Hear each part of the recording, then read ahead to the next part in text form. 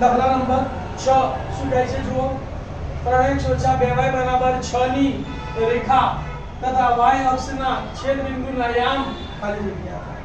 ચાર વિકલ્પો આપેલા છે બે 0 b 0 - 3 c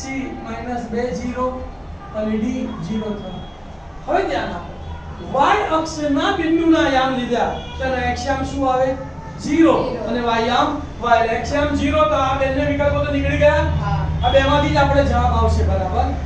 હવે અહીંયા ધ્યાન આપો y અક્ષનું બિંદુ છે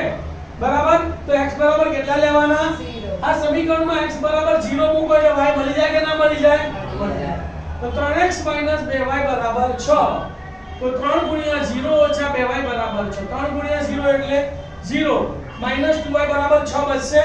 માઈનસ સામે જાય તો એટલે નિશાની બદલી ગઈ તો માઈનસ ના પ્લસ થશે અને આ પ્લસ ના માઈનસ અને બે ગુણાકારમાં સામે જાય તો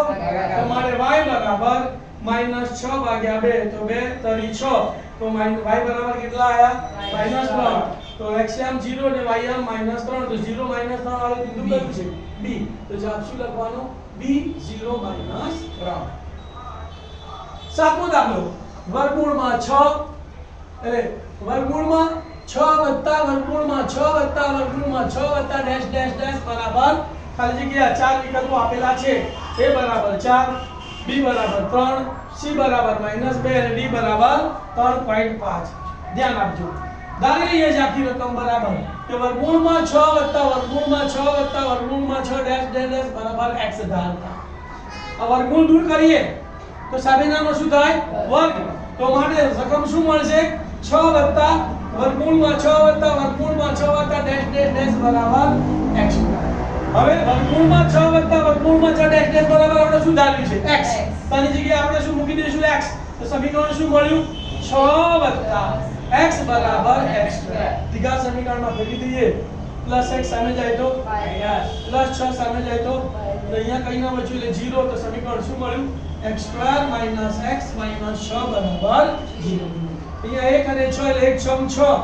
6 ના એમાં બે ભાગ પાડો સરવાળો કે બાદબાકી 1 આવે 3 2 3 માંથી 2 ગયા 1 આવી ગયા બાદબાકી કરવાથી આયા એટલે મોટા ભાગને મધ્યમપદની નિશાની નાના ભાગને વિરુદ્ધ તો 3 કેવા આવશે માઈનસ અને 2 કેવા આવશે ચાલ કયો છે અહીંયા એટલે અહીંયા x લખી કાઢી દેના હોય શું પડ્યા x - 3 x + 2 બરાબર 0 તો માટે x - 3 બરાબર 0 અથવા x + 2 બરાબર 0 -3 સામે ગયા તો +3 અને +2 સામે ગયા તો -2 ઋણ સંખ્યાનું વર્ગમૂળ શક્ય નથી એટલે x બરાબર ઇઝ નોટ ઇક્વલ ટુ -2 તો માટે x બરાબર 3